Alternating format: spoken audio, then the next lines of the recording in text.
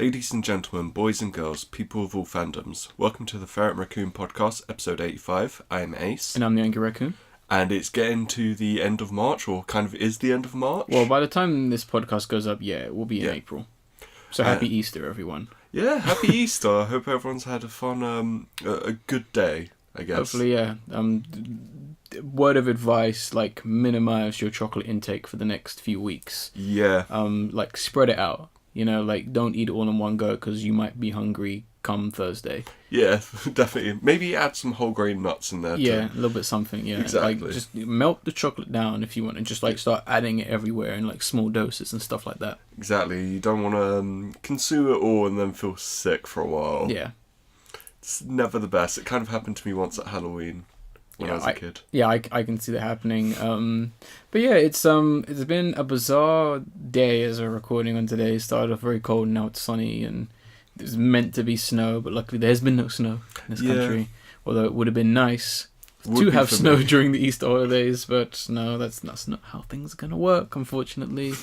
But yeah, we are back for podcast 85, and this is gonna be one of the last ones before maybe a few kind of changes and tweaks to what we're doing on these channels and such, but we can kind of get to that towards the end of the podcast. But I think we need to talk about the last fortnight, which was quite kind of eventful. It's always eventful in this world, especially the stuff we cover. Yeah. I want to go with Ace first because I know he has something he wants to kind of discuss. Yeah, so recently the very talked about game Far Cry 5 came out, and it was controversial from the start.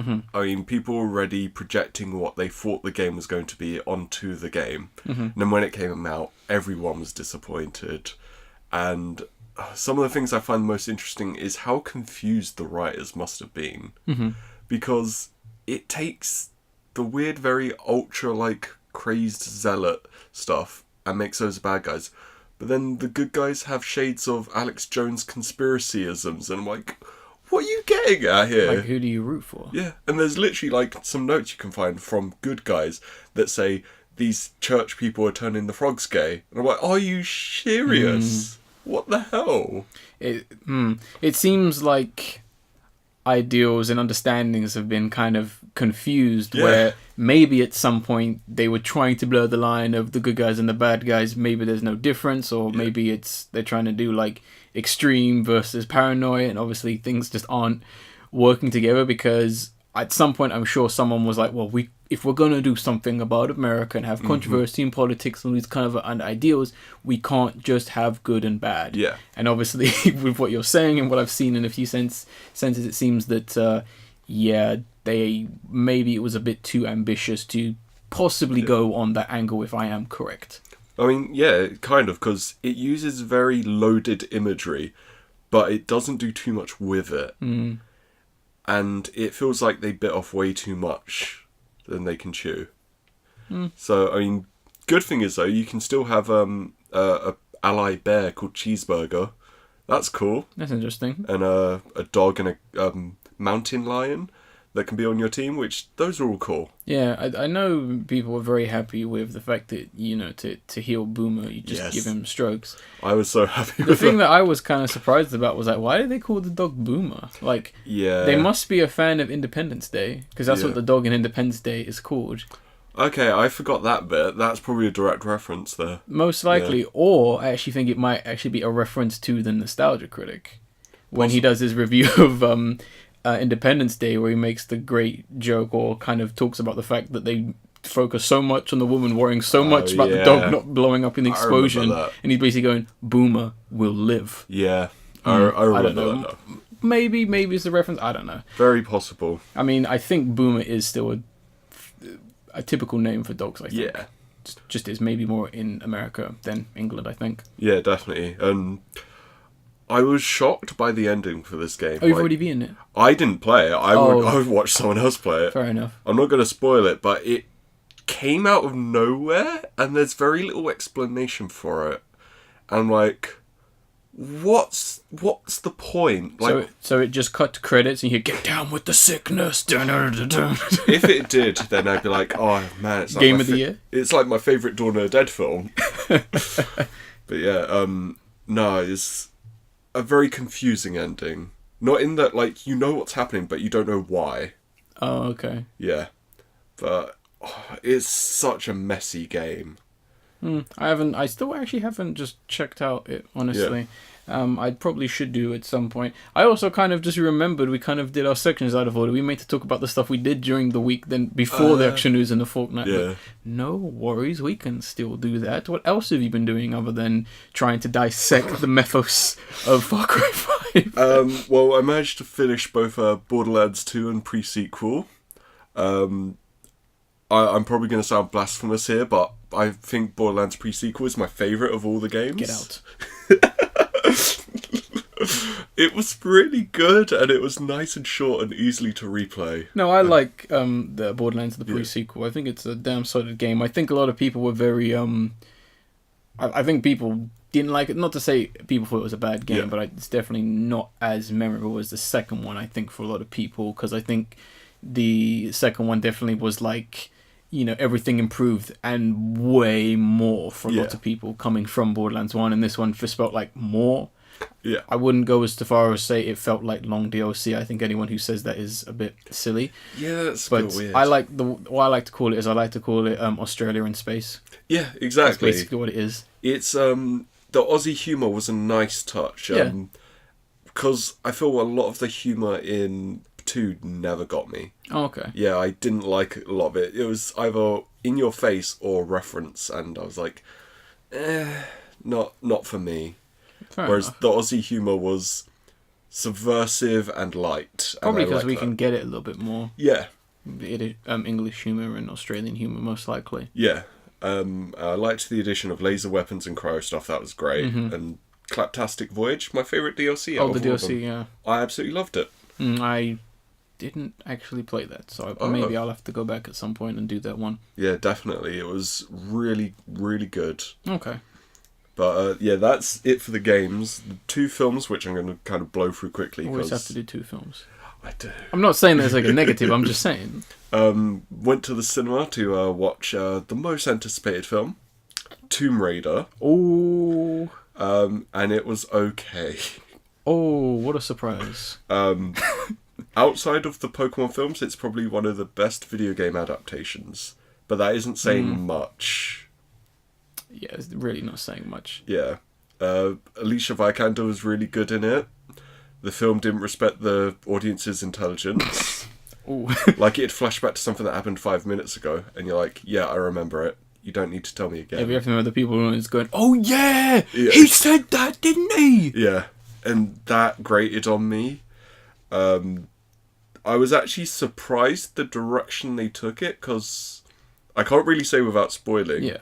But I was surprised what they did, and I was like, that's actually pretty smart and a good way of extending a possible franchise. Okay. In a way that's not offensive. Oh, like... Son of Tomb Raider, yeah. Yeah, exactly. Bride of Tomb Raider. Yes. The sequel I want. Yeah. And one bit that it jarred me so hard, I'm so confused, and I need a team of scientists to analyse it with me. So at one bit, Lara Croft's fighting some dude, and it's really dark, so you can't see it properly. And she falls, and you know it's her because she's, smaller than him, and she's not wearing armour, like the guy is. Yeah. But for some reason, they have to add the most high-pitched squeal, which she didn't sound like at all throughout the rest of the film when she's shouting or screaming. Or when she's, making any other noise. So it's like, oh shit, they might not be able to see who's falling, so we'll just make it definitely a girl voice. It's like, are you... Really? What the fuck? That's poor editing right there. It was really bad, that bit. But overall, it was okay and unoffensive. It's not going to be the worst film ever. It's not going to be the best. It's just there. No, there's plenty more films to come out. Yeah. And a film I really liked. It wasn't in cinemas. I watched this, I think it was DVD. I can't remember. It came out in 2013 called Chocolate Strawberry Vanilla. Yeah, I've never heard of it. Yeah. It's an Australian kind of dark comedy about an ice cream man who becomes obsessed with an actress on a soap. Oh. And it's very well done. The Aussie taxi driver, maybe. Basically. That's what a lot of people describe it as. Okay, fair enough. And I think it was extremely well done, even to a technical point where it feels weirdly intimate in a way you don't want. Okay. And it matches the parasocial relationship tone of the film. So, I mean, it kind of does what I wanted Ingrid Goes West to do, but better. Okay. To me. Alright. So I highly recommend it. It's also got a fantastic poster, which... I'll have to look that up. Yeah, so chocolate, strawberry, vanilla. Yeah. Remember it. It was great. You better. Exactly. That's what I've been doing. Fair enough. Yeah, I've mainly been working on a lot of like video projects over the last 2 weeks and that. But I managed to finish off quite a few things. One of the main things that just kind of ended was the Ancient Magus Bride finally finished, which I've been watching up until that point, and well, it was a really good series. I'm happy, and I was kind of surprised with where they took like the last few episodes. Things get very unpleasant, which was quite interesting. I don't know if they're going to continue it, but yeah, it was a general good time for the most part. It was a good series. For anyone who doesn't know what it's about, it's essentially about kind of comes from a more like sorcerer, mages, fantasy, takes place in London type angle. I kind of attribute it to if you do like things like and I think some people are going to scoff and probably roll their eyes, like Harry Potter and Doctor Who. Yeah. You might like this anime, because it has a lot of dynamic elements like that, with like the partnering system, a lot of magic, respectful interpretations of magic takes place in London. Obviously, you have the two main characters, Elias, who's like this weird demon skull guy thing, and then obviously you have Scylla, who's that's not her name. I can't remember her name. Right, Cheers. I'm not sure you say it, because it could easily be said some other way. Chise. It's like Chise, maybe. I'm gonna guess Chise. Yeah, that's what I said. Chise. But they don't really say Chise. It's almost like Cheris. Okay. So I'm not too sure. I don't know. I always get weird with names, as I'm sure you know. I always mispronounce names because I don't trust the way names are said. Yeah. But really good series if you're looking for something in that kind of vein. Highly recommend it. Did you watch the OVA at all that came out before? No. Because I tried to watch the OVA and I didn't like it. It was paced weirdly. I don't know what happens in the OVA. Okay. So I couldn't really say if it's an improvement or it's the same as the series. Yeah, alright, okay. But yeah, I also managed to watch a film that was high on my list, and that's going to be 1977's House. Or yes. Hausu. Yeah. Fantastic film. This is definitely a must-watch for anyone who is a fan of film and film editing and special effects. And this film is downright just entertaining for what it is. It's an older film, so obviously there's going to be maybe some things that other people might consider outdated, but for what it is, I think it's a really like fantastic film. I think it still has some very striking shots, and I do honestly think that Nintendo kind of took the piano scene from that film. Okay. To some extent, the piano that appears in Super Mario 64, I think they were kind of inspired by a certain. If you do type in the film, you're going to see like 3 images, being an image of a house, an image of a cat, and a piano. And I'm not really going to say anything else other than it's about a bunch of girls who go to a house where their auntie is, and their names are actually quite funny. Because the main girl is called Fantasy, and you have Sweetie, Melody, Proof, Mac, and what's the other? I'm probably forgetting one of those. But yeah, that's what most of the girls got. They have really weird names. Oh, Kung Fu. Alright. That's what the last girl is called, Kung Fu. Okay. Yeah, so I'd imagine what she might be good at. No clue. Yeah, she's good at calculus. Of course. I was going to say farming. Yes, of course. And the last film I just saw it recently, was Isle of Dogs. Wes Anderson's next film, and it was fantastic. I saw it first thing, big screen, lots of kids there. This film is really good, and I think for anyone who does like Wes Anderson's films, or like stop motion, or even just likes dogs, will probably like this film. It's a very original and unique film, kind of coming from a very weird angle and aspect, where it's just like the Japanese government of Mega City Tokyo, or whatever they call it, like Mega City, basically, are just like, dogs have like a disease, like a flu, they've overrun Japan, we just put them on an island. Oh no. Basically. And from where it goes and what it's about is quite interesting, because I wasn't actually expecting such like a political angle to come from it. Like, they really do focus on like the inner workings of like politics and kind of like the more shadier stuff. Like, I mean, one of the first shots you kind of see the mayor of the city, and already you'll know the reference when you see it. He's just standing in this podium with this black and white massive image of him with his name there, and I'm like, oh wow, already we've got a Citizen Kane reference. You know, so you can kind of imagine how they deal with that kind of stuff. But like, it is like very striking for a film that also feels kind of empty and grand in a lot of shots. It was definitely a film where you really notice how wide each shot is. It feels like it's very expansive, but they always make sure to fill it or have something interesting. Even the more emptier scenes feel very grand, which is one thing I loved. And I think the voice cast is fantastic, and the animation is great. The hair on the dogs, oh my goodness, like they didn't need to add wind, but they did. And I was like, oh my goodness. But yeah, it's a really strong film. I would highly recommend watching it over pretty much everything that's in the cinema, except for maybe The Square or The Shape of Water, or maybe Unsane. That seems just like a funny, weird film. So give that film some money, because it looks like they're trying. Give them, they deserve it. But yeah, that's pretty much me. We can kind of go back to our previous section talking about the fortnight, although we have one thing to talk about, and that's silly old Disney. Really deciding to flex their muscles again for no real reason, coming out with possibly a ludicrous statement, and I'll make sure I get this quote correctly, and that is that Infinity War is the most ambitious crossover event in history, to which the world comedically and accurately corrected Disney on such statement, which was a fun meme for the most part, that had a nice life cycle, didn't overstay its welcome, kind of ended what it needed to be, but like, wow, Disney, like, really? Like, that's I kind of get both sides here. I mean, you do look at it and it's got like, it's got over 40 different characters from a whole bunch of previous superhero films.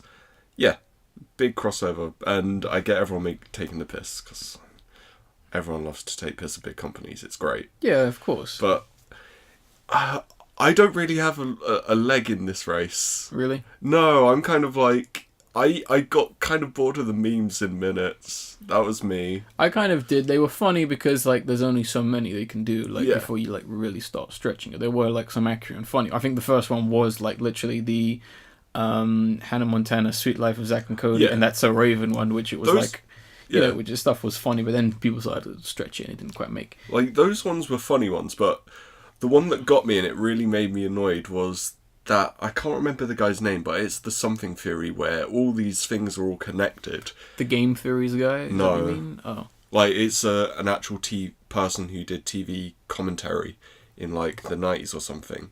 And he's got this theory of shows being all connected.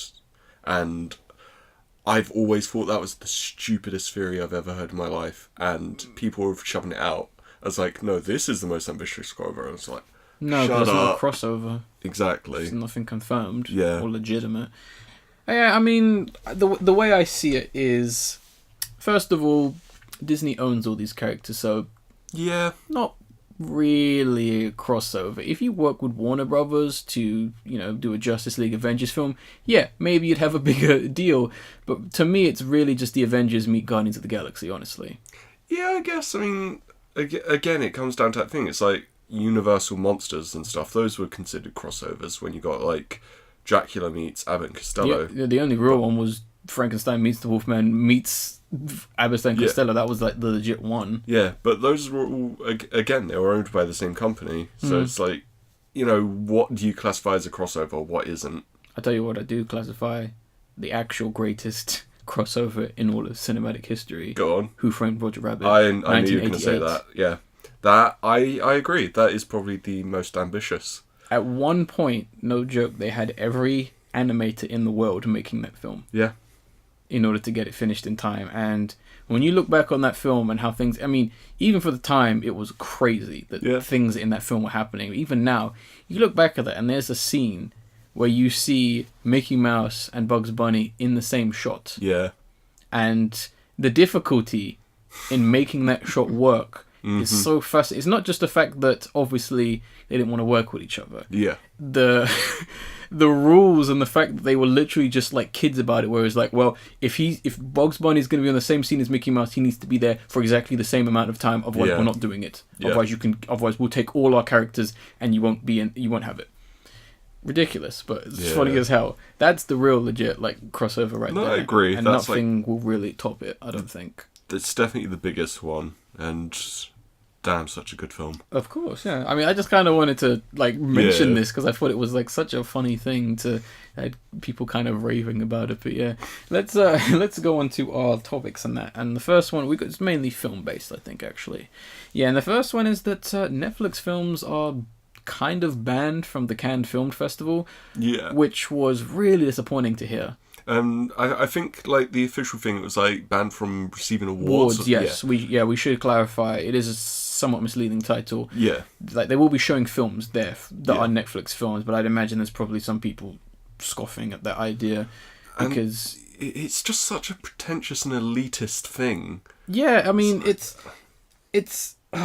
the real thing is that it's pointless chatter about like an art form that it doesn't really matter as to how it's consumed. We should all be grateful that we are getting good films no matter what platform we're getting, and I think it's so annoying. I mean, to some extent, I partly agree. I partly agree with Thierry Thermoxe. I'm not really sure. Thierry Famu. I'm sorry, we don't know quite how to say French it. pronunciation. Thierry, in regards to him kind of saying Netflix should make more of an attempt to put this stuff in cinema, I kind of do think they should make more of an attempt, not for everything. Yeah. More for like some of the bigger stuff. I mean, they have the power, they have the money. Maybe, I mean, because what are they going to lose? Nothing, really. They could just make some more money. I understand that's not the point of Netflix, but it would be nice for those to actually see a film that is so tightly held in like Netflix's graph, to actually see it in the big stream instead of just not releasing it. I think they should just release them to DVD and Blu-ray more than cinema. Yes, I agree with that. I mean, if you're not gonna, because I already know you guys are gonna do it. Just like create a distributing like company. Yeah. Or buy one. I mean, there are plenty of good ones that have businesses or work with someone to do this. I understand you guys are terrified and you want to keep the exclusive, you want to keep the customers happy. Nothing wrong with that, but you only stand to lose and frustrate others because there are people who would like to see the inner workings of a film they they loved in, special features or commentary tracks or other means, and I'm sure there are people who would just like to physically own said film and TV series they enjoy. It's too limiting. It can't just be Marvel and the oranges is the new black. It can't just be that. But I mean, it's kind of annoying, and I think although. Because like the Cannes Film Festival for me was like the last kind of real respect to cinema, to some extent. In a way, yeah. I mean, I'm not saying that the Knight in Shining Armor. What I'm saying is, compared to the Oscars and some other kinds of awards, where it only just seems to be about who's paying the most and who's making the most. This one, for the most part, the films there, it actually seems to be like, hey, I'm here for the films. I heard this film was good. Although I will say, and this is where my point of view. Every time I hear, like, Cannes, like, just for the film festival or everything, I always imagine the really snooty person sniffing a wine glass like they know what it tastes like. And I think those are the same people who probably said, oh, yeah, well, you can't have like, Netflix films there. It's all about films that have to be in the cinema. It's kind of why I had, like, issues with what Steven Spielberg said when he was regarding how... If a film isn't in the cinema, it should not be of any real note or should not be allowed to win an award. And I was like, that is incredibly backwards. Yes, I was like, of all the people, I understand you guys come from the era where film was king. It was president, the experience and that. But times are changing, unfortunately, and I wouldn't even say for the worse. It's only going to change for the worse if you guys don't adopt it. Yeah, exactly. And I'm talking to Hollywood and the Oscar industry because... It's very clear that you guys are scared and threatened by Netflix. It's very obvious. I think that's what it comes down to the argument of. These are old men shouting at children to get off their lawn. That's basically it. Yeah, I think so. And it is a real shame because I think it's just like, it's a pointless distraction from, hey, this guy made a really good film, let's go watch it. Exactly. That's what it should really be about, and that's what the Cannes Film Festival is kind of about. And it is a real shame that we're even talking about this because Netflix could very easily, in due time, just wipe Hollywood off the face of the earth if they wanted to. And given Netflix's plans, yeah, Hollywood is nervous, let's just say. Yeah. That's the reason why we have some really bad films coming out, because they are literally just so desperate to get anyone who used to go, and the keyword being used to go to the cinema, back into the cinema. That's why we have such disaster films like Jurassic World. Oh, God. It's still just frustrating thinking about Jurassic World and the next two. Even Ready Player One I find quite frustrating. I mean, although I would say I think with this film, I think Steven's heart is kind of in the right place. I think it is a film he legit wanted to make. Yeah. To some extent, as opposed to some of his other films. But at the same time, I kind of look at some of the things in it and I see no one talking about the film. Everyone's talking about the references. Yeah. And I'm like, so what's the film about? Is it about the Iron Giant? Or is it about a kid who puts on some VR goggles and goes to a fantasy world? I'm not sure which one it's about. Is it? Yeah. I didn't know. I thought it was about Tracer fighting Harley Quinn and the Iron Giant is in there. That's what I thought it was about. Yeah, that's what they played up throughout the whole thing, and everyone's just eating it up. It's fine. I mean, if your money-making scheme product placement deal worked, whatever. I mean, but I will say this, and some people are not gonna like this. I see no difference between Ready Player One and the Emoji Movie. Honestly, I think they're the same. I'd say it's probably more competently made. Of course, yes, of course, yes. I'm not gonna deny that. But in terms of what they stand for, they're basically the same. The funniest thing I've heard about Ready Player One, though, is that there's like 4 Battleborn characters in it, which is just fucking hilarious. Wow. I know. I think for anyone who isn't aware, just real quick, Battleborn was essentially a game very much like Overwatch that basically just kind of got decimated by Overwatch and quickly became forgotten, unfortunately. It's basically the same game with some more interesting character designs in it. But yeah, that's surprising. I know. It's funny. Very funny indeed.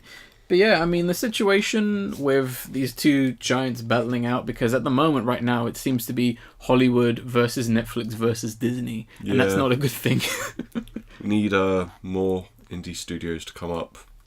Yeah. Oh, speaking of indie studios, I think you got the next trailer, Ace. Yeah, so got a trailer, our first one today, about the film Under the Silver Lake, which is by the director of It Follows. David Robert Mitchell. I was going to say Robert David Mitchell because I forgot to write his name. He basically has 3 names as his three first names. 3 first names, yeah. Bit selfish, but okay. So essentially the film, what we seem to see in the trailer is about the main character played by Andrew Garfield. Yeah, I'm glad he's getting more roles. Definitely. He's a good actor, he needs it. Yeah, very underrated actor, so I'm really happy about that. Yeah, but his neighbour has gone missing, and he's gone conspiracy mad. Kind of. I don't know about mad. More conspiracy hunting, I would say. Yeah. Where it seems to be that there's clues hidden everywhere about some sort of super conspiracy by the elite. Secret societies, maybe. Yeah. And I think this is where I'm going to get a bit me here, like with my...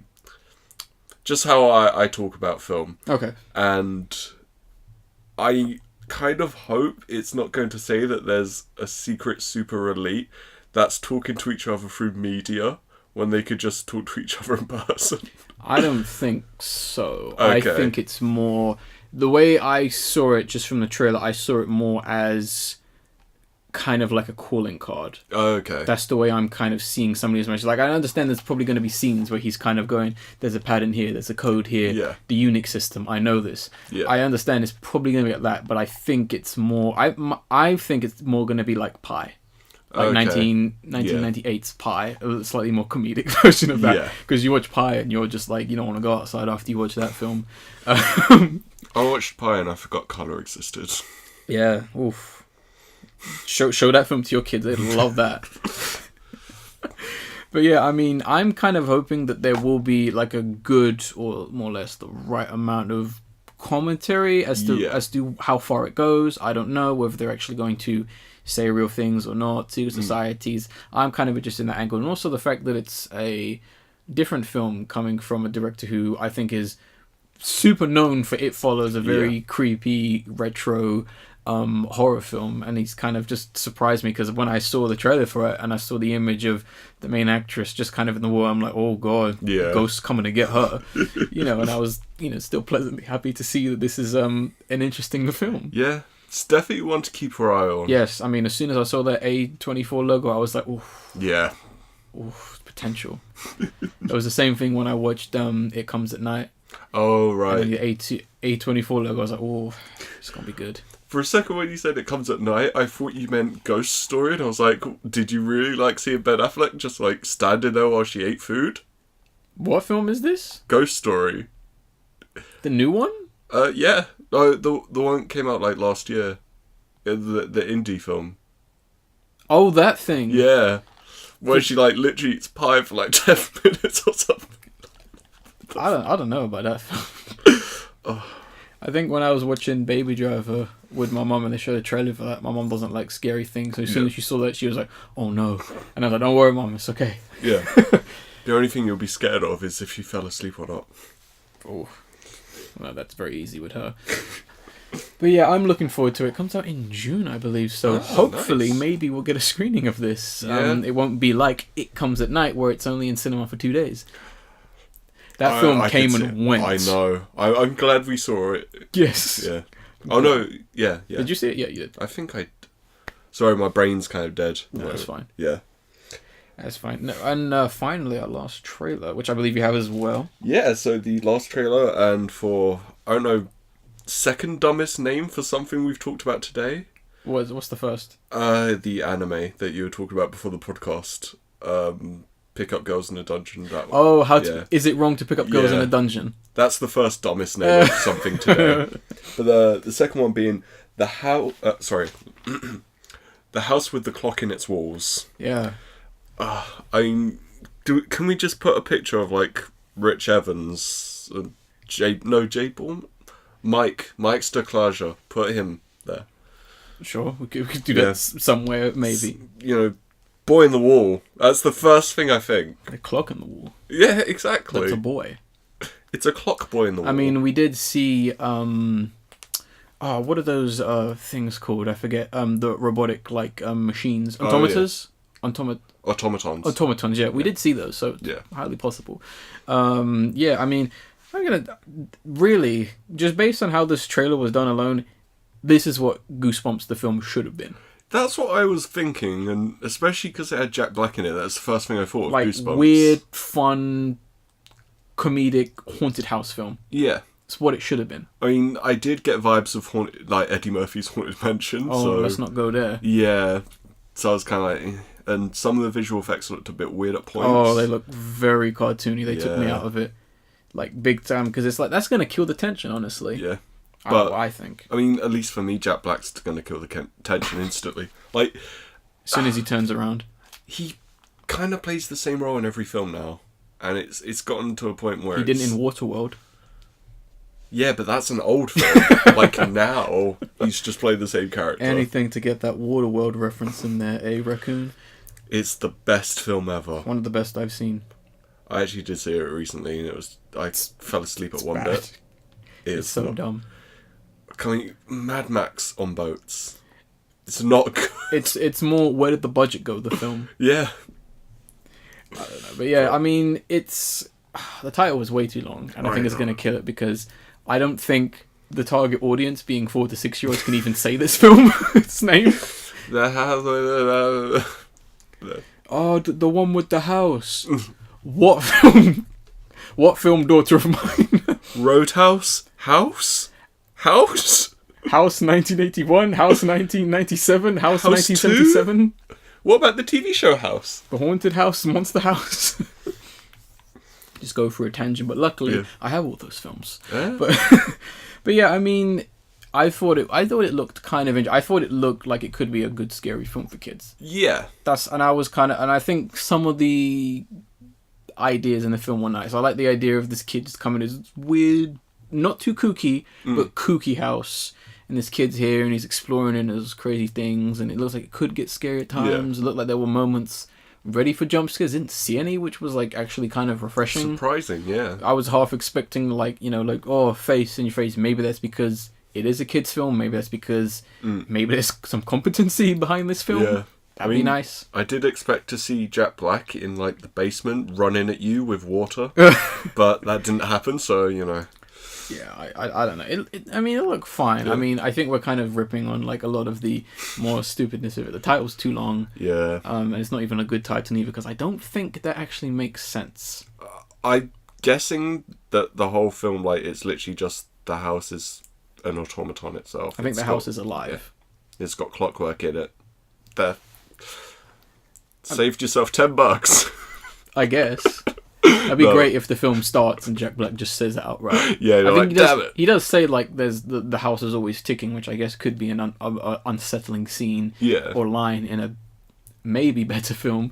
But I mean, it's got some potential. Yeah, I would say it looks like it's fine. It didn't make me go, oh my god, I want to hurt myself. Basically, yeah, exactly. It wasn't. I think that's why it looked fine and it looked nice. I think it's just the special effects. Yeah, could hurt it. Maybe if they fix them up, because I was looking a bit Looney Tunes there, but like, let's be hopeful, I guess. All right, we have no discussion because don't have one. Yeah. But we do a video of the episode, which is going to be CZARFACE and MF Doom with Bomb Throne, which is a weird title. Finally, the collaboration everyone's been looking forward to. I know, it's the superhero night of the century. Kind of, yeah. I mean, I haven't listened to the album yet, but I'm kind of hoping that Tony Stark is on the album as well, aka Ghostface Killer of Wu-Tang Clan fame. Yeah. Because that would make sense. I mean, you got all the boys that wear the masks.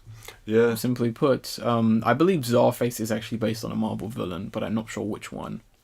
What CZARFACE looks like now, no, but CZARFACE and what he used to look like is based on a Marvel villain. Obviously, MF Doom, Doctor Doom, of course, in case you didn't know. Great video. Really good animation on this. It looks like they've taken animation, a child's perspective of animation and wonder and love for like superheroes and comics from like 3 decades, which is fantastic. Really cute video, great song as well. I need to listen to the album as soon as possible. Same. I do like a lot of the lines in there. I think one of the best lines being the only time you set trick is when you binge watch on Netflix. Yeah. And also like my eyes white like Spidey with the mask on. Lines like that, which I think are quite funny. Like nice referential humor that I think everyone can get. But yeah, we're going to leave you with that video. I promise next podcast is not going to be another rap song, because we have 2 in a row. And obviously not everyone likes rap music, but it's more about the video. If you like the song, that's great. If you like the video, that's even better. But yeah, anything else you want to add to this podcast before we wrap it up? Can't think of anything, no. I should be seeing some cinema films, so I'll have some stuff to talk about next time. Cool. Yeah, the only thing I want to say is... hopefully before the next podcast, episode 86, I should have my Japan video up. Oh, nice. The only reason why is because I'm missing one crucial element, and I don't know if I'll be able to get that element there before the next podcast. But it's coming soon. I can guarantee you that, because there's going to be some changes. It's just as a little tease, it probably won't even be uploaded on this YouTube channel, The Angry Raccoon 1. But yeah, so if people want to find you, where can they find you to continue the chat if they were just so upset about some of the comments you said today? Well, originally my Twitter handle was @AceEngama, and I changed that because I didn't know you could change it properly, so it's been corrected. I did actually find out Ace Enigma was taken, so presumably that's why it was spelled wrong, not me being drunk or confused. Yeah, they might have through the process just auto changed a few letters to go, oh, there you go. So my Twitter handle is now the Ace Enigma, the being non-capitalized and Ace Enigma having the A and the E capitalized. Okay, and if you want to find me by any means, that's the Angry Raccoon. Just one C in the raccoon. You can follow us on Twitter. Also, if you want to subscribe to the channel, which is the Angry Raccoon 1, like I already said, you can do so. That's where the podcast goes up for now. And everything we talked about is going to be in the description of the video link, and also the download link as well. If you want to email us, you can hit us up at raccoonplusfriends.gmail.com if you want to throw in any questions or anything, I guess, you want to throw into the podcast. And if we ever do get a message, we'll talk about it on the podcast. Yeah. But I have a feeling that might not happen. But I guess I'll end this podcast like I always do by saying I am the Angry Raccoon. I'm Ace. And we will see you on the next podcast.